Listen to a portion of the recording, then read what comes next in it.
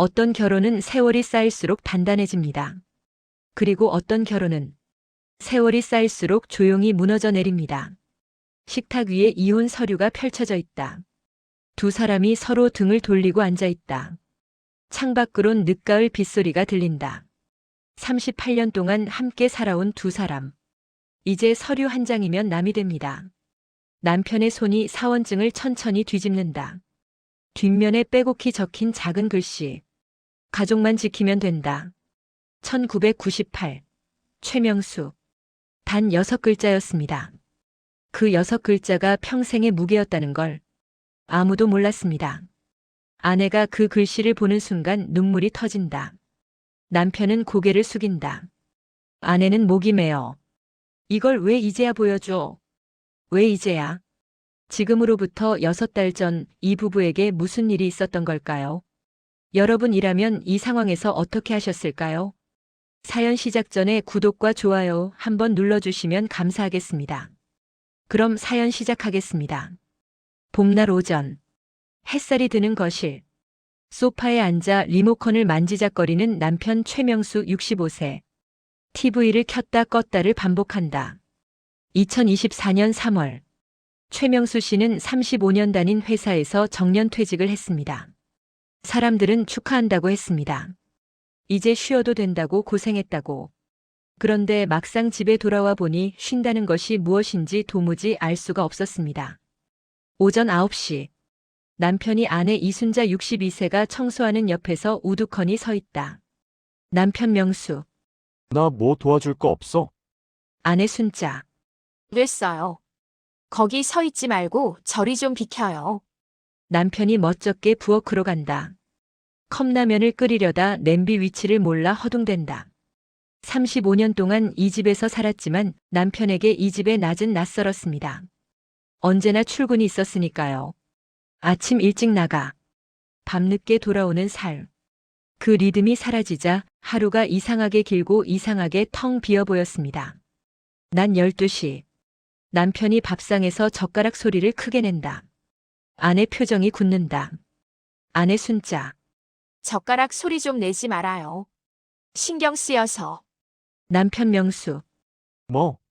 밥 먹는데 소리가 왜 나면 안 돼? 아내 순자. 맨날 집에 있으니까 그런 것도 신경 쓰이는 거잖아요. 처음에는 사소한 것들이었습니다. 젓가락 소리, 리모컨 채널 문제, 음식간이 맞니 안 맞니. 30년 넘게 살면서도 몰랐던 서로의 습관들이 하루 종일 함께 있으니 하나씩 눈에 들어오기 시작했습니다. 저녁에 남편이 소파에 누워있다. 아내가 지나가다 흘끗 본다. 한숨을 짓는다. 아내 순자가 혼잣말처럼 중얼거린다. 저렇게 누워만 있으면 뭐가 좋다고. 아내 이순자 씨는 그동안 혼자였습니다. 남편이 없는 낮 동안의 집은 그녀만의 공간이었고 그녀만의 시간이었습니다. 그런데 이제 그 공간에 누군가가 항상 있습니다. 그것도 아무것도 안 하면서. 늦은 밤 침대에 누운 두 사람. 각자 휴대폰을 보다 불을 끈다. 대화는 없다. 하지만 남편 명수 씨에게도 이유가 있었습니다. 아직 아무도 알지 못하는 이유가. 그가 왜 이렇게 무기력한지, 왜 아무것도 하고 싶지 않은지. 그 진짜 이유를 이 이야기가 끝날 때쯤에야 우리는 알게 될 것입니다. 남편이 혼자 밤 베란다에 나와 담배를 피운다. 어두운 도시 야경을 바라보는 그의 눈빛이 흔들린다. 퇴직을 하고 처음으로 최명수 씨는 이런 생각을 했습니다. 나는 이제 이 가족에게 필요 없는 사람인가. 그리고 그 생각은 한번 들어오자 쉽게 나가질 않았습니다. 2달 후. 여름 초입. 아내가 가계부를 펼쳐놓고 계산기를 두드린다. 퇴직 후 2달이 지났습니다. 처음엔 퇴직금이 있어 생활비 걱정은 없었지만 아내 이순자 씨의 눈에는 점점 숫자가 크게 보이기 시작했습니다. 나가는 돈은 있는데 들어오는 돈이 없다는 사실이. 아내 순자. 명수 씨, 저 아무래도 뭔가 하셔야 할 것 같아요. 남편 명수 TV 보며. 뭘? 아내 순자. 일이요. 재취업이든 아르바이트든. 이렇게 집에서 쉬기만 하면 어떡해요. 남편의 손이 리모컨을 잡은 채 멈춘다. 남편 명수. 나 퇴직한 지 2달밖에 안 됐어. 아내 순자. 2달이 벌써 2달이에요. 매달 나가는 돈이 얼마인지 알아요? 남편 명수. 퇴직금 있잖아. 아내 순자. 퇴직금이 무한정인 줄 알아요? 그거 다 쓰고 나면 뭐로 살 거냐고요. 아내의 말은 틀리지 않았습니다. 하지만 남편에게 그 말은 단순한 생활비 이야기가 아니었습니다. 35년을 일했습니다. 한 번도 빠지지 않고 새벽에 나가 자정에 들어오던 날들이 수도 없이 많았습니다. 명절에도 출근하고 아이들 학예회도 빠지면서 그렇게 살았는데 이제 와서 돈 못 버는 사람 취급을 받는다는 느낌이 들었습니다. 남편이 방으로 들어가 문을 닫아버립니다. 아내는 혼자 거실에서 가계부를 바라봅니다. 며칠 후 아내가 이웃 친구들과 카페에서 만나고 있었다. 이웃 친구 태연. 우리 남편도 퇴직하고 나서 처음엔 진짜 힘들었어. 맨날 집에서 TV만 보고. 이웃 친구 은희. 그게 제일 문제야. 뭔가 할 일이 있어야 되는데 남자들은 일 빼면 아무것도 모르잖아. 아내 순자. 근데 우리 양반은 일할 생각도 없는 것 같아. 재취업 얘기만 꺼내면 기분 나빠하고. 이웃 친구 태연. 자존심 상하는 거지. 그래도 어떻게 현실이 현실이니까 해야지. 아내 이순자 씨는 그날 집에 돌아오면서 마음을 굳혔습니다. 더 이상 모른 척할 수 없다고. 그리고 그날 밤 두 사람은 처음으로 큰 소리를 냈습니다. 밤. 부엌. 아내가 설거지를 하다 말고 돌아선다. 아내 순자. 명수 씨, 진지하게 얘기해요. 이렇게 계속 살 수는 없어요. 남편 명수. 뭐가 문제야, 뭐가? 내가 집에 있는 게 그렇게 싫어? 아내 순자. 싫은 게 아니라 답답한 거잖아요. 집에만 있으면서 아무것도 안 하고 돈은 나가고. 역할이 있어야 되잖아요, 역할이. 남편 명수 목소리 높아지며 역할? 내가 35년을 일했는데 역할이 없어? 그게 역할 아니야? 아내 순자.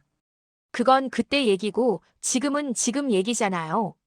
두 사람 사이에 무거운 침묵이 흐른다. 남편 명수 조용히 그러나 단호하게. 순자야. 나 짐이야? 이 집에서 내가 짐이냐고. 그 말에 아내는 대답하지 못했습니다. 부정도 긍정도 하지 않았습니다. 그리고 그 침묵이 긍정보다 더 아팠습니다. 남편이 현관을 나간다. 지금 시간은 새벽 1시다. 일주일 후. 또 다른 싸움이 일어난다. 이번엔 더 크다. 아내 순자 울먹이며 이렇게 살 바엔 차라리 우리 그냥 헤어지는 게 낫겠다. 남편이 동작을 멈춘다. 두 사람 모두 굳어버린다. 이혼이라는 단어가 처음으로 이 집 공기를 가득 채웠습니다. 한 번 나온 말은 거둘 수가 없었습니다. 그 단어는 두 사람 사이에 보이지 않는 선을 그었습니다. 그때 마침 큰딸 수연 38세가 아이를 데리고 집에 왔다. 험악한 분위기를 느끼며 표정이 굳는다. 큰딸 수연. 무슨 일이에요? 아내 순자. 아무것도 아니야. 저녁 식사를 하는데 어색한 침묵 속에 숟가락 소리만 들린다. 큰딸 수연 조용히 아버지를 부른다. 아버지. 저 그때 일 생각했어요. IMF 때. 남편이 숟가락을 내려놓는다. 아내도 딸을 바라본다. 큰딸 수연. 그때 아버지한테 무슨 일이 있었잖아요. 제가 어릴 때라 정확히는 모르지만 남편 명수 표정 굳으며 밥이나 먹어. 그날 큰딸의 한마디는 아내에게 작은 의문의 씨앗을 심었습니다. IMF 1998년 그 시절에 남편에게 무슨 일이 있었던 걸까? 아내는 그날 밤 오래 잠을 이루지 못했습니다. 계절은 가을. 남편이 매일 혼자 공원을 걷는다. 노인들 사이에서 혼자 벤치에 앉아 있다. 그 후로 남편 최명수 씨는 점점 말이 없어졌습니다. 집에 있어도 방에서 거의 나오지 않았고 밥도 혼자 먹었습니다. 가끔 혼자 밖으로 나가 몇 시간씩 돌아다니다 돌아왔습니다. 공원 벤치에 앉은 남편은 비둘기들을 멍하니 바라봅니다. 표정에 아무것도 없다. 집을 떠나야 하나. 남편은 그런 생각을 처음으로 진지하게 했습니다. 이 집에 있어도 없는 사람 같고 이 가족 안에 있어도 혼자인 것 같은 느낌. 차라리 어디 멀리 가버리면 모두가 편하지 않을까 하는 생각. 아내도 지쳐간다. 혼자 밥을 먹고 혼자 TV를 보고 혼자 잠든다. 아내 이순자 씨도 지쳐가고 있었습니다. 처음엔 남편이 밉고 답답했는데 이제는 그냥 지쳤습니다. 이렇게 같은 집에 살면서 남보다 더 먼 느낌. 30년이 넘는 세월이 이렇게 끝나는 건가 하는 생각에 허무함이 밀려왔습니다. 아내가 집 청소를 하다 남편의 오래된 서랍을 연다. 서랍이 잘 열리지 않는다. 서랍 안에 오래된 수첩, 퇴색한 명함들, 그리고 낡은 누런 서류 봉투. 그 서류 봉투는 아내도 처음 보는 것이었습니다. 겉에는 아무것도 적혀 있지 않았습니다. 아내는 잠시 망설이다 봉투를 열었습니다. 봉투 안에서 나오는 것들은 오래된 종이들, 도장이 찍힌 서류, 그리고 접힌 편지 한 장. 아내의 손이 떨린다. 서류 제목이 인사발령 통보서 해고. 날짜 1998년 11월 12일. 아내 이순자 씨는 그 순간 심장이 멈추는 것 같았습니다. 해고. 1998년. 남편은 그 해고를 당했던 건가요? 아니면 당할 뻔했던 건가요? 아내는 그때 그 시절을 떠올렸습니다. IMF 외환위기. 온 나라가 흔들리던 그 해. 아내가 서류를 들고 떨리는 손으로 읽는다. 그런데 마지막 장을 넘기니 두 번째 서류가 나온다. 복직 발령서. 날짜 1999년 2월 5일. 해고됐다가 다시 복직됐다. 그 사이에 무슨 일이 있었던 걸까? 아내는 한참을 그 자리에서 움직이지 못했습니다. 아내는 서류를 다시 봉투에 넣고 서랍을 원래대로 닫는다. 하지만 표정은 돌아오지 않는다. 며칠 후, 큰딸 수연이 혼자 아버지를 찾아온다. 어머니가 없는 시간을 택해서. 큰딸 수연, 아빠 저예요. 남편 명수 방에서 나오며. 수연이 왔어? 엄마 없는데? 큰딸 수연, 저 엄마 만나러 온 거 아니에요. 아빠 만나러 왔어요. 둘이 거실에 앉는다. 커피를 타와 마주 앉는 딸과 아버지. 큰딸 수연, 아빠 엄마한테 IMF 때 얘기한 적 있어요? 남편 명수, 왜? 큰딸 수연, 엄마가 모르잖아요. 그때 아빠한테 무슨 일이 있었는지. 남편 명수, 알 필요 없어. 큰딸 수연 단호하게. 아빠, 저는 알아요. 제가 어릴 때 기억이 나요. 아빠가 술 마시고 들어오던 날들. 엄마 몰래 우시던 것도 봤어요. 새벽에 화장실에서. 남편의 표정이 굳는다. 남편 명수 낮은 목소리로. 수연아, 큰딸 수연, 그때 아빠가 얼마나 힘들었는지 엄마는 몰라요. 우리도 어려서 몰랐지만 저는 이제 다 컸으니까 알 것 같아요. 그러니까 아빠가 지금 왜 이러는지도요. 딸의 말에 남편의 눈이 흔들렸습니다. 오래 잠가뒀던 문 앞에 누군가 조용히 서 있는 느낌이었습니다. 그로부터 며칠 후, 남편의 옛 직장 동료 박상철 씨 67세가 남편에게 연락을 해온다. 오랜만에 만남이었다. 오래된 감자탕집. 두 노인이 마주 앉아 소주를 마신다. 동료 상철, 야, 명수야. 너 요즘 어떻게 사냐? 남편 명수, 그냥 뭐 놀지. 동료 상철, 집에만 있어? 남편 명수, 응. 동료 상철, 그럼 힘들겠네. 우리 같은 사람들은 집에만 있으면 안 되는데. 잠시 침묵하다. 소주를 따른다. 동료 상철, 야, 명수야, 그때 일. 나는 지금도 생각해. 98년에. 남편 명수 잔을 내려놓으며. 그 얘긴 하지 마. 동료 상철, 아니야, 해야 돼. 너 그때 얼마나 용기 있는 놈이었는지. 나는 그걸 못했거든. 나는 그냥 나왔잖아. 근데 너는 남았잖아. 그날 동료 박상철 씨는 혼자 집에 돌아가면서 생각했습니다. 최명수는 아직도 그 시절을 안고 살고 있구나. 그걸 아내한테도 말 못하고. 아내가 큰딸에게 전화를 건다. 아내 순자, 수연아, 아빠 서랍에서 오래된 서류 봤는데. 1998년 해고 서류야. 그게 뭔지 알아? 이 말을 들은 전화기 너머 딸의 침묵이 흐른다. 큰딸 수연 천천히. 엄마. 아빠가 그때 얼마나 위험했는지 엄마는 정말 몰라요. 아내 이순자 씨는 그 말에 가슴이 서늘해졌습니다. 위험하다는 말의 의미가 단순한 실직만은 아닐 수도 있다는 느낌이 들었습니다. 아내가 다시 남편의 서랍을 연다. 이번에는 더 깊이 들여다본다. 그리고 발견한다. 낡은 사원증 하나. 줄이 끊어진 채로. 사원증 뒷면에 무언가 적혀 있었습니다. 아주 작고 오래된 글씨로. 하지만 아직은 읽히지 않습니다. 아내는 사원증을 손에 쥔 채로 한참을 앉아 있었습니다. 1998년 겨울.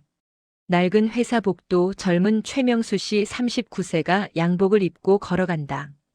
1997년 말 외환위기가 터지자 대한민국의 모든 회사들은 살아남기 위해 몸집 줄이기에 들어갔습니다. 최명수 씨가 다니던 중견 제조업체도 예외가 아니었습니다. 1998년 가을, 회사는 전 직원의 30%를 구조 조정하기로 결정했습니다. 젊은 최명수가 부장실 문 앞에 잠시 선 후 노크하고 들어간다. 부장이 서류를 내민다. 해고 통보서. 최명수 씨의 이름도 그 30% 명단에 있었습니다. 11년을 다닌 회사에서 해고 통보를 받았습니다. 그때 집에는 초등학생 2딸이 있었고 아내는 셋째를 임신 중이었습니다. 밤. 젊은 최명수가 회사 근처 포장마차에서 혼자 소주를 마신다. 다음 날 아침. 그는 부장실로 다시 찾아간다. 문을 열고 들어가 의자에 앉는다. 젊은 명수. 부장님, 저 한 가지만 부탁드릴게요. 부장. 최 씨, 이미 결정된 거야. 어쩔 수가 없어.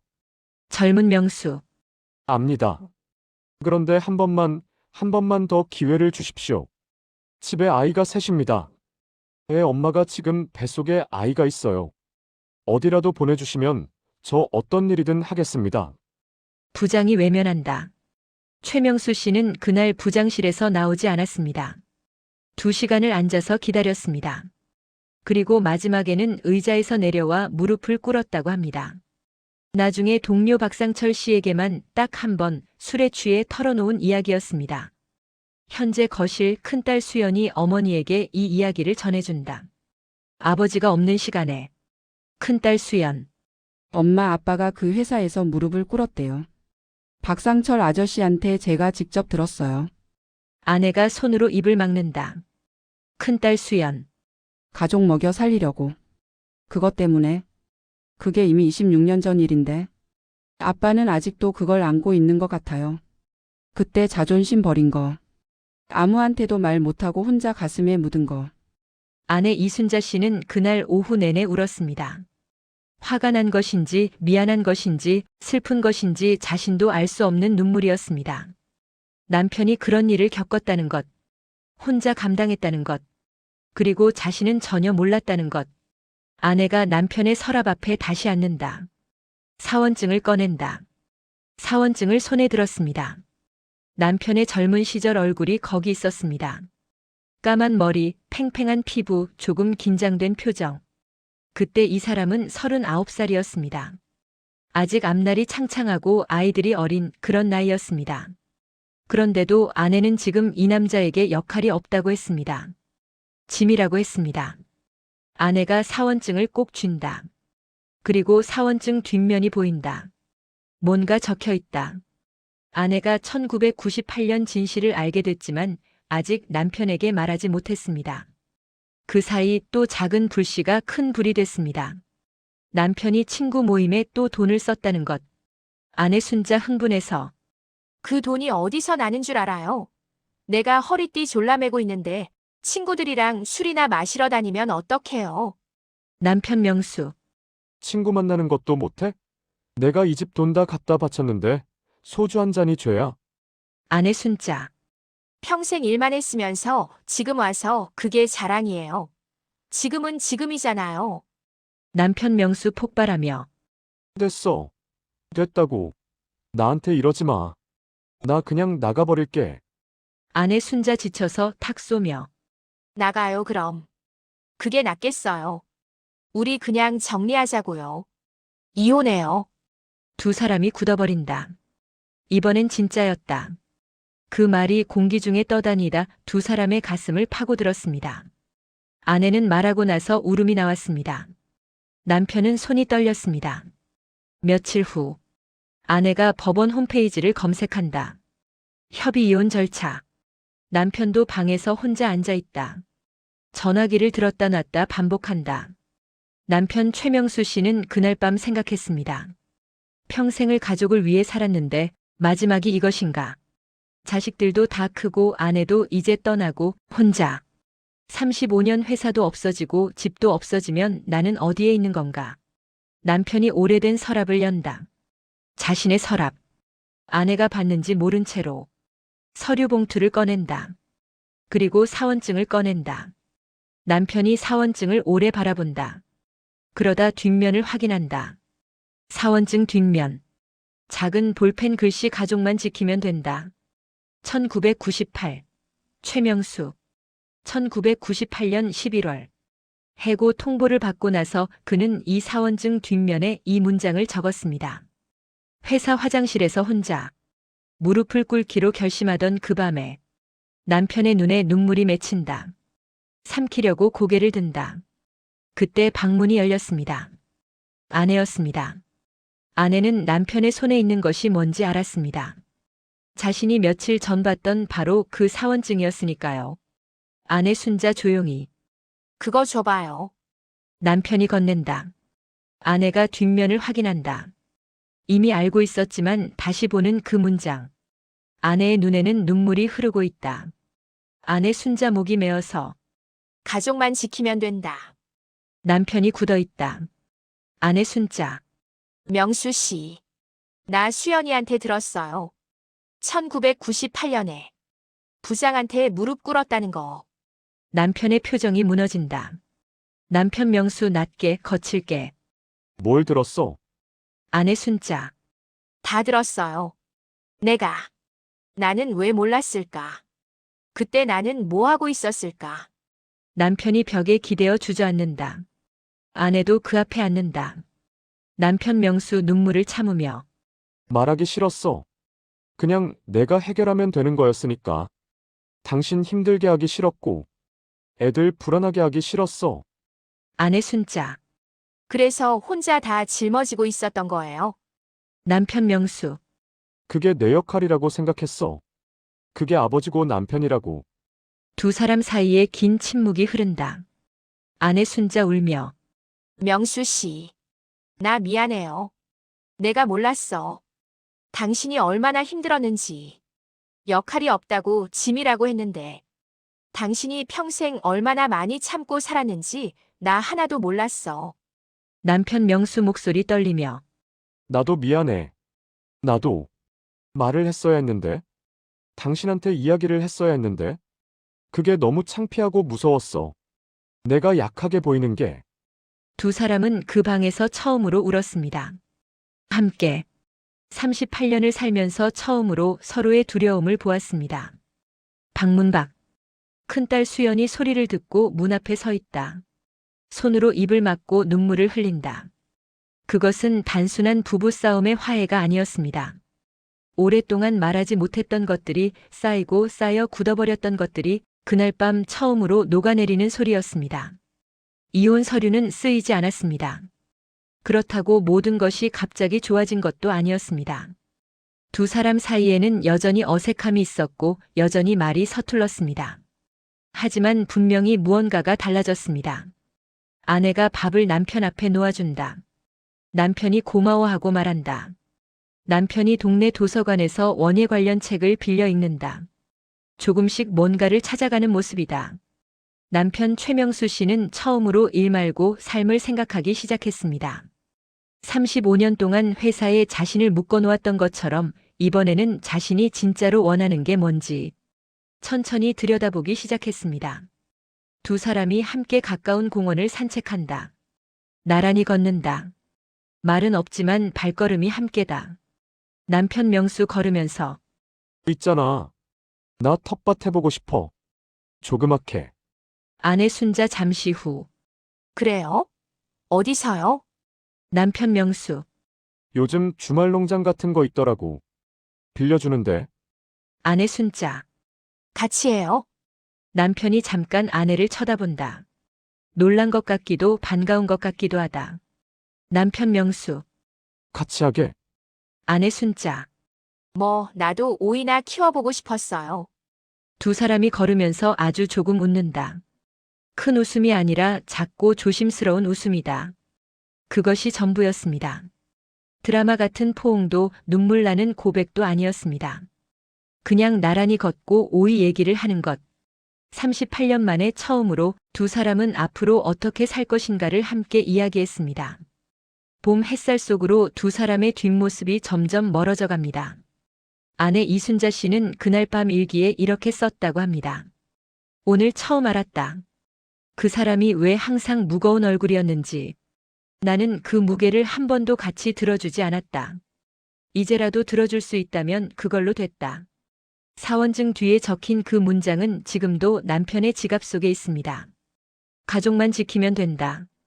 이제 아내도 그 문장을 압니다. 그리고 이렇게 덧붙이고 싶다고 했습니다. 그 아래 새로운 글씨가 아내의 필체로 우리 같이 지키자. 가족이 무너질 것 같았던 그 겨울이 지나고 두 사람은 아주 느리게 다시 시작했습니다. 완벽하지 않게 하지만 함께.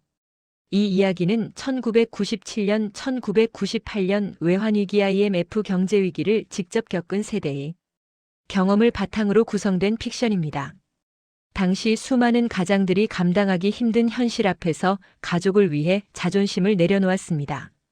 그 이야기들은 대부분 지금도 가슴속에 묻혀 있습니다. 퇴직 이후의 삶, 노년의 부부 갈등, 세대 간 소통의 단절. 이 영상이 가족 사이의 이야기를 나누는 작은 계기가 되기를 바랍니다. 오늘 이야기 끝까지 시청해 주셔서 감사합니다. 지금 어디에서 듣고 계신지 댓글로 남겨주시면 한 분 한 분 정성껏 감사 인사드리겠습니다. 감사합니다.